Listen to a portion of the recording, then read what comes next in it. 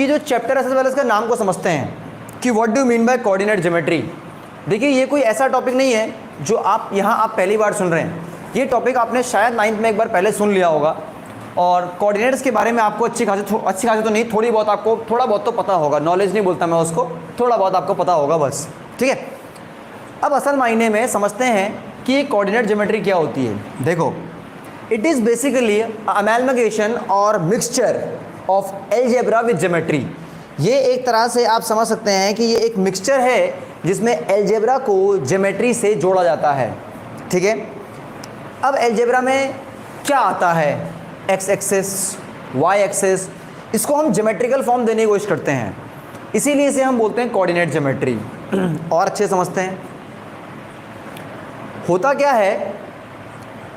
जब मान लो कोई इंडिविजुअल है, ठीक है, हमें उसकी लोकेशन निकालनी है, ठीक है, तो हमें उसकी लोकेशन निकालने के लिए कोई स्पेसिफिक पॉइंट्स चाहिए। जैसे यहाँ पर आर्यन बैठा हुआ है, तो मुझे पता होना चाहिए आर्यन एग्जैक्टली किस लोकेशन में बैठा हुआ है। तो आर्यन की लोकेशन निकालने के लिए जिन जिन चीज़ों की मेरे को ज़रूरत होगी बेटा, उनको बोलते हैं कोऑर्डिनेट्स। क्या बोलते हैं उन्हें? कोऑर्डिनेट्स। असल में प्रैक्टिकल लाइफ में जो ये कोऑर्डिनेट सिस्टम होता है ये 3 डायमेंशनल होता है। कैसा होता है बेटा? 3 डायमेंशनल। समझाने की कोशिश करता हूँ कैसे। जैसे अगर आप आगे को भग गए इसका मतलब एक्स एक्सिस, आगे को भग गए इसका मतलब एक्स एक्सिस, ऊपर को भग गए इसका मतलब वाई एक्सिस, ऊपर को भग गए इसका मतलब वाई एक्सिस, और बाहर को आ गए इसका मतलब जेड एक्सिस।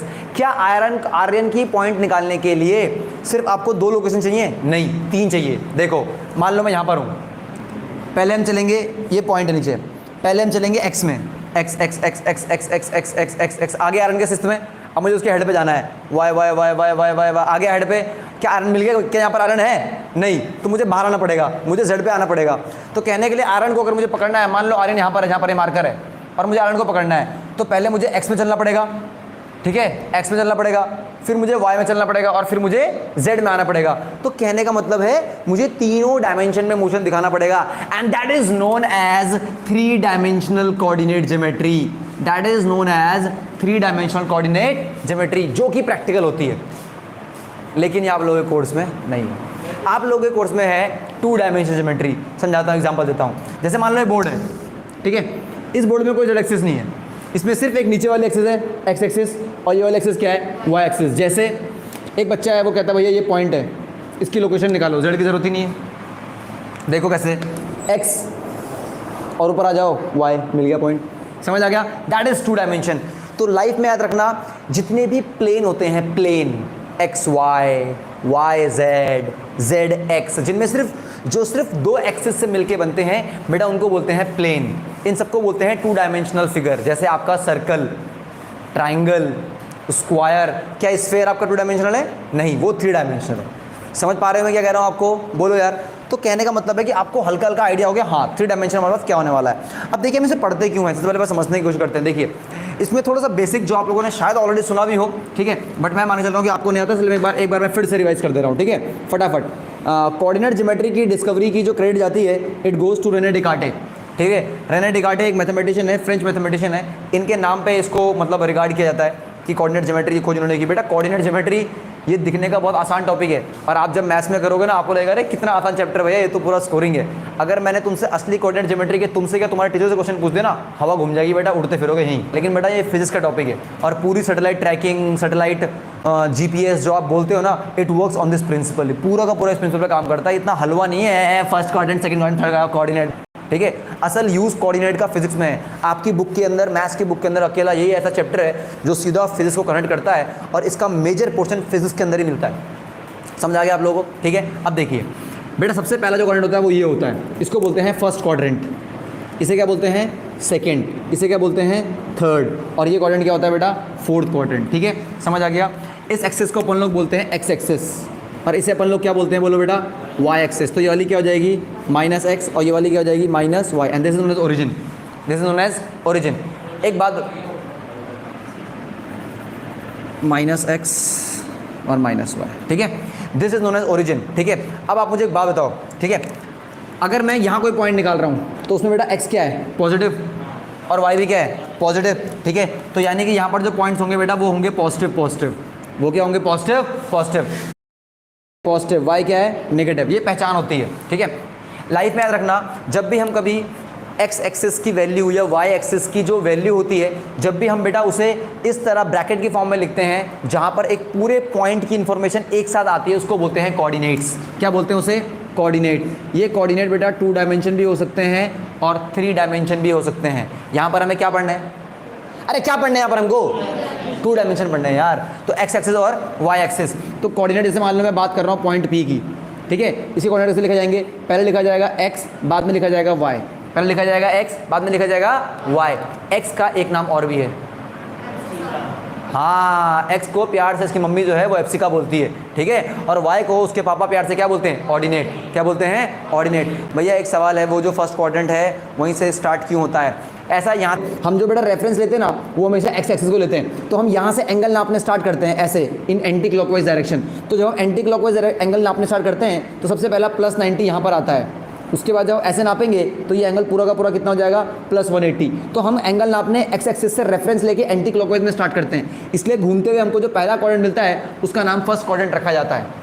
समझते हो? अपना रेफरेंस x एक्सिस से एंटी क्लॉकवाइज होता है, इसलिए हम इसको फर्स्ट, इसको सेकंड, इसको थर्ड और इसको फोर्थ बोलते हैं। ये तरीका होता है निकालने का, ठीक है। It is a representation. आप नाम अलग भी बोल सकते हो, वो आपकी चॉइस है, लेकिन बुक्स के अंदर और सारी साइंटिफिक कम्युनिटी इनको फॉलो करती है। तो अगर आपको कन्फ्यूजन से बचना है, आपको भी सही फॉलो करना पड़ेगा। इज इट मैंडेटरी कि हम लोग लेफ्ट साइड में चले रोड के, है ना? यूएस हो गया या फॉरेन कंट्रीज हो गया, वहाँ लोग राइट चलते हैं, लेकिन वहाँ अगर राइट चलते तो सब राइट चलते हैं, फिर समझ रहे हो? इट इज़ अ कन्वेंशन, ठीक है, वो लोग उसको फॉलो करते हैं, ठीक है। समझ आ गया?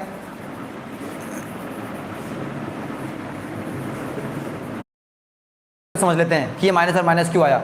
बेटा ये माइनस सिर्फ और सिर्फ डायरेक्शन को इंडिकेट करता है, ठीक है, फिजिक्स के लिए। मैथ्स के लिए भी बेसिकली डायरेक्शन ही है। अगर मैं इस तरफ चल रहा हूँ, इट इज़ पॉजिटिव डायरेक्शन, अगर मैं पलट गया तो डायरेक्शन क्या हो गई? नेगेटिव। तो बस आपको इतना समझना है कि माइनस मीन्स ओनली डायरेक्शन। अब देखिए यहाँ पर बेटा आपको 3 चीज़ पढ़नी है चैप्टर के अंदर। सबसे पहला आपको पढ़ना है डिस्टेंस फार्मूला। क्या पढ़ना है आपको? Distance formula. ये हमारा आज का टास्क होने वाला है, और इसको जिस तरीके से मैं आपको अप्लाई करना सिखाऊंगा, आपको बस एग्जैक्टली बिल्कुल ध्यान से एकदम यहाँ देखना है। 0 0 किस क्वाड्रेंट में आएगा? 0 0 किसी क्वाड्रेंट में नहीं आएगा, वो एक स्पेसिफिक लोकेशन है, उसको ओरिजिन बोलते हैं, ठीक है।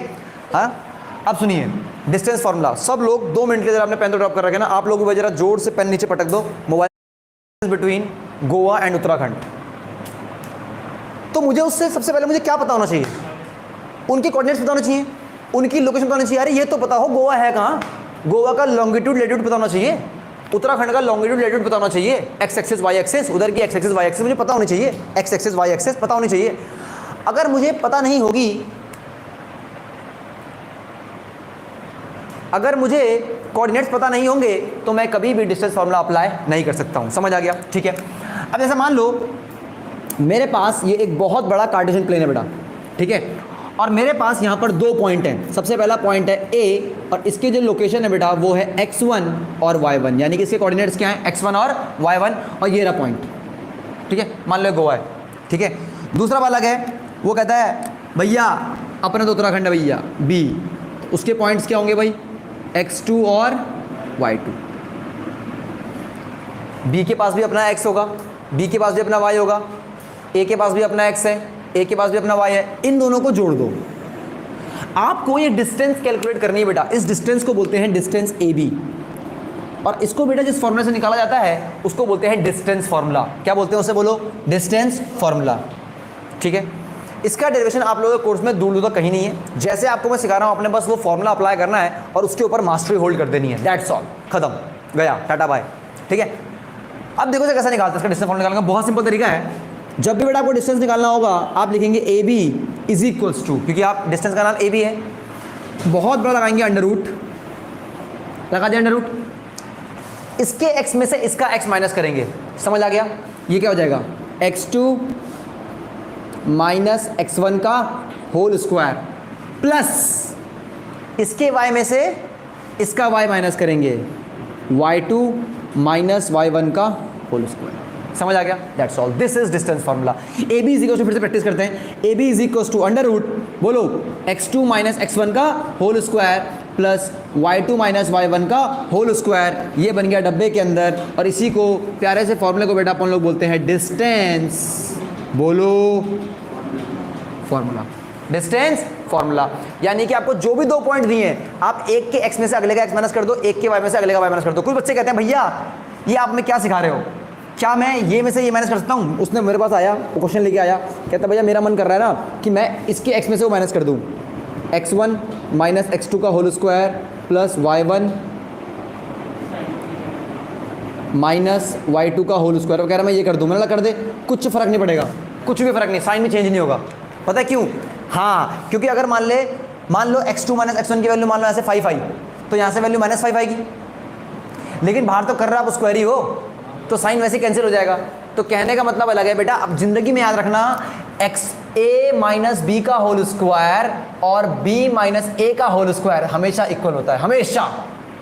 चाहे 1 माइनस 3 कर दो, उसका होल स्क्वायर कर दो, या 3 माइनस 1 का होल स्क्वायर कर दो, सेम आएगा आंसर, क्योंकि आप कर क्या रहे हो? स्क्वायर। तो माइनस साइन कैंसिल हो जाएगा। हाँ, अगर आप स्क्वायर नहीं कर रहे हो तो वैल्यू अलग आएगी। तो कहने का मतलब है आप ये भी दोनों अप्लाई कर सकते हो, but always remember this one, क्योंकि आप हमेशा एक के साथ चलो बेटा। दो नाव में, अगर 2 नाव में इंसान पैर रखता तो फिर ठीक है, छापो। कोऑर्डिनेट्स हैं 3,2 और उसके बी के कोऑर्डिनेट्स हैं 4,6। ये ए हुआ, ये क्या हुआ? बी हुआ। अब बेटा करना क्या है, आपने इसके नीचे यहीं फिगर पक्का बनानी है हमेशा। कोऑर्डिनेट के अंदर फिगर बहुत इंपॉर्टेंट है। x1 y1 मार्क कर देना है, इसे क्या मार्क कर देना है? x2 y2 मार्क कर देना है। अब आप अलग से भी लिख सकते हो कि भैया x1 की वैल्यू कितनी है? 3, x2 की वैल्यू कितनी है? 4, y1 की वैल्यू कितनी है? 2, y2 की वैल्यू कितनी है? 6। पर बार बार इसको लेना टाइम कंज्यूमिंग हो जाता है, ठीक है। अब आप ए बी लगाएंगे using distance formula. A B is equal to under root x2 minus x1 का whole square plus y2 minus y1 का होल स्क्वायर। कोई मैंने आपको इनमें यूनिट नहीं दी, मीटर, किलोमीटर, सेंटीमीटर, कुछ नहीं दी। आप सिर्फ बोलेंगे इसे यूनिट। क्या बोलेंगे? यूनिट, ठीक है। जब सॉल्व करेंगे बेटा ए बी को अंडर रूट, देखो ये लिख लिया, अच्छी बात है, बट डायग्राम सॉल्व करना सीखो। x2 माइनस x1 का होल स्क्वायर, 4 माइनस 3, 4 माइनस 3 तो जाएगा 4 माइनस 3 का whole square plus y2 minus y1, y2 कितना है? 6, y1 कितना है? 2, तो 6 माइनस 2 का होल स्क्वायर। तो आपकी ए बी की वैल्यू कितनी है ये बोलो बेटा? अंडर रूट, ये कितना आ गया? 4 में से 3 गया, एक का स्क्वायर इज 1, ये कितना आ गया? 4 का स्क्वायर इज 16। तो आपके ए बी की वैल्यू कितनी आ गई? 5 कह रहा है, 4 नहीं आएगा, ये 2 है। आपका आंसर आएगा बेटा रूट 17 यूनिट्स, रूट 17 यूनिट्स होंगे। तो फिर एक लाइन अलग निकलेगी, ए बी, बी सी और सी ए, तो ट्राइंगल बन जाएगा फिर, ठीक है। आपको ये अप्लाई करना आना चाहिए बेटा। अगर आप 2 पॉइंट के डिस्टेंस निकाल सकते हो, फिर चाहे वो ऐसे 10 की, चाहे वो उसमें स्क्वायर बना दें, क्या आप स्क्वायर की हर साइड निकाल सकते हैं?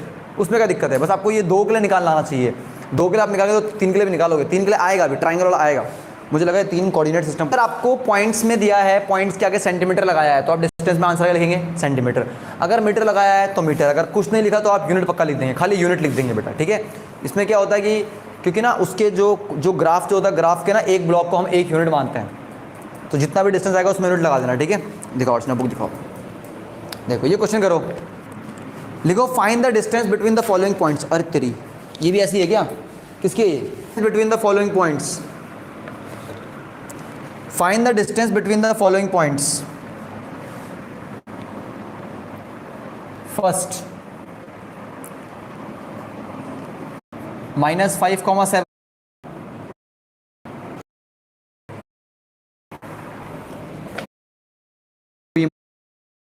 आगे फिर सॉल्व किया करो। जब बोलूंगा तब करना comment, x1 y1 x2 y2, ठीक है। अब क्या करो, पॉइंट बनाओ ए बी। एक बच्चे के मन में आया, वगैरह भैया मैं तो ये करूँगा x2 माइनस x1 का whole square plus y2 minus y1 का होल स्क्वायर, ठीक है। मतलब कर ले भाई, मुझे क्या दिक्कत पड़ रही। ए बी अंडर रूट, इसका क्या आएगा? माइनस ए, ये भी क्या आएगा? माइनस ए का होल स्क्वायर, ये कितना आएगा? माइनस बी x2, अरे y2 minus y1 minus B का होल स्क्वायर। ए बी की वैल्यू कितनी आ गई? अंडर रूट माइनस ए कितना होगा? -2a।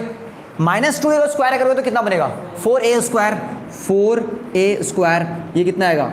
4b square. सेम तरीके से आ गया, ठीक है। जब आप यहाँ से 4 कॉमन लोगे बेटा, जब 4 रूट से बाहर निकलता है वो 2 बनता है, क्या बनता है वो 2, क्योंकि 4 का रूट क्या होता है 2। जब 4 इससे कॉमन लोगे तो रूट से बाहर क्या बन जाएगा वो 2। आंसर आएगा आपका under root a square plus b square. Units लगा देना, ठीक है। एक बच्चा ये है, एक बच्चे ने बोला यार मुझे ना इसको ना बड़ी दिक्कत आई, मेरे को ना ये बड़ी प्रॉब्लम हुई स्क्वायर रूट में। तो मैंने कहा ठीक है तो दूसरी अप्रोच लगा ले आप बेटा, इसमें से कोई एक सॉल्व करेंगे जो आपको बेस्ट लगता है, ठीक है। मैंने कहा ठीक है भाई तू एक और अप्रोच लगा ले। उसने बोला भैया क्या मैं ये लगा सकता हूँ under root x1 minus x2 का whole square plus y1 minus y2 का होल स्क्वायर। वो कह रहा भैया मेरे को ना कुछ कुछ कैसे खुजली होती है। वो कहता नहीं भैया मेरे को ना फॉर्मूला वही a माइनस माइनस ए करोगे, माइनस माइनस क्या बन जाएगा प्लस, और a प्लस ए ये क्या आ जाएगा a प्लस ए। सेम तरीके से b minus minus b plus b, इसमें पता क्या एडवांटेज है, इसमें आप माइनस साइन से बच गए। अब देखो इसमें कोई दिक्कत नहीं आएगी आपको। a प्लस ए क्या होगा 2a का स्क्वायर क्या होगा 4a स्क्वायर, ये क्या आएगा 4b स्क्वायर रूट, यहाँ से 4 क्या आ जाएगा कॉमन 2 बन जाएगा, आंसर क्या आ जाएगा a square plus b square. कोई दिक्कत डिस्टेंस फॉर्मूला में। अगर समझ आ गया आपको दोनों मेथड, ये क्वेश्चन पूरा समझ आ गया फर्स्ट के दिनों पार्ट, नीचे लिखो जय हिंद जल्दी। a b c, ठीक है। मैं आपको इसे कोऑर्डिनेट दे दूंगा x1 y1 x2 y2 x3 y3। क्या आप इसका डिस्टेंस निकाल लोगे x2 माइनस x1 का स्क्वायर y2 माइनस y1 का स्क्वायर, क्या आप इसका निकाल लोगे? बस फॉर्मूला चेंज जाएगा, y3 माइनस y2 का स्क्वायर x3 माइनस x2 का स्क्वायर कर लोगे। क्या इसका निकाल लोगे y3 माइनस y1 का स्क्वायर x3 माइनस x1 का स्क्वायर रूट कर लोगे। डिस्टेंस फॉर्मूला लगा के ये निकाल लोगे, ये निकाल लोगे, ये निकाल लोगे। क्या आप टाइप ऑफ ट्राइंगल के ऊपर कमेंट कर दोगे? मैं ये निकालने का बोल ही नहीं रहा हूँ, जितना बोल रहा हूँ उतना। क्या आप टाइप ऑफ ट्राइंगल के ऊपर कमेंट कर दोगे? अगर दो साइड इक्वल आ गई, कोई भी दो, बोलना आइसोसेलेस है। अगर तीनों इक्वल आ गए तो क्या बोलोगे इक्विलेटरल है। कर दोगे इतना, कर दोगे इतना, बोलो यार बस काम। तो वो तुम्हें बोला ले बेटा 4 पॉइंट अब की बार A B C D। ये क्या है एक क्वाड्रिलेटरल, ये क्या है एक क्वाड्रिलेटरल। क्या आप इन दोनों पॉइंट्स, ये आपको चारों पॉइंट देगा, ये भी देगा, ये भी देगा, ये भी देगा, ये भी देगा, चारों वर्टिसेस। पहला इसका होगा, दूसरा इसका, तीसरा इसका, तीसरा, ठीक है भैया। अलग अलग निकालना है। हाँ x2 2 और 1 से इसके निकाल लेंगे, 3 और 2 से इसके निकाल लेंगे, 3 और 4 और 4 और 1 सारे यूज़ करके फॉर्मूला ऐसे चेंज हो जाएगा। जैसे मान लो आप AD निकाल रहे हो ना, तो AD का फॉर्मूला हो जाएगा under root x4 minus x1 का whole square plus y4 minus y1 का होल स्क्वायर। समझ रहे हो? जिसके जो कोऑर्डिनेट्स होंगे उसका फॉर्मूला चेंज जाएगा, बट तरीका मेथड वही रहेगा। आप ये साइड निकालोगे, ये साइड निकालोगे, ये साइड निकालोगे, ये साइड निकालोगे, चारों साइड निकालोगे। चारों साइड अगर इक्वल आ गई तो आप बोल दोगे स्क्वायर है। क्या बोल दोगे? स्क्वायर है बोल दोगे। आप एक गधों नहीं बोलोगे, क्योंकि स्क्वायर के डायगोनल्स भी इक्वल होने चाहिए। चारों तो इक्वल रोम्बस के भी होते हैं, चारों इक्वल तो रोम्बस के भी होते हैं। फिर आप क्या करोगे? डायगोनल्स भी निकालोगे। क्या ए के साथ सी को ले लोगे? बस ये पॉइंट दिया है ना आपको, डिस्टेंस वन लगा दो इन दोनों में, फिर इसमें लगा दो, क्या फर्क पड़ रहा है? कुल मिला के आपको 6 डिस्टेंस निकालने हैं। कितने निकालने हैं? 6 बार डिस्टेंस वन लगाना है। एक बार AD के लिए, एक बार BC के लिए, एक बार इसके लिए, एक बार इसके लिए, एक बार इसके लिए। अगर आपकी चारों साइड और डायगोनल इक्वल आ गए, आप बोलोगे इट इज अ स्क्वायर। अगर चारों साइड इक्वल आई, डायगोनल्स इक्वल नहीं आए, आप बोलोगे इट इज अ रोम्बस। समझ रहे हो? खाली अपोजिट साइड इक्वल आ गई और डायगोनल्स इक्वल आ गए तो बोलोगे रेक्टेंगल। समझ पा रहे हो?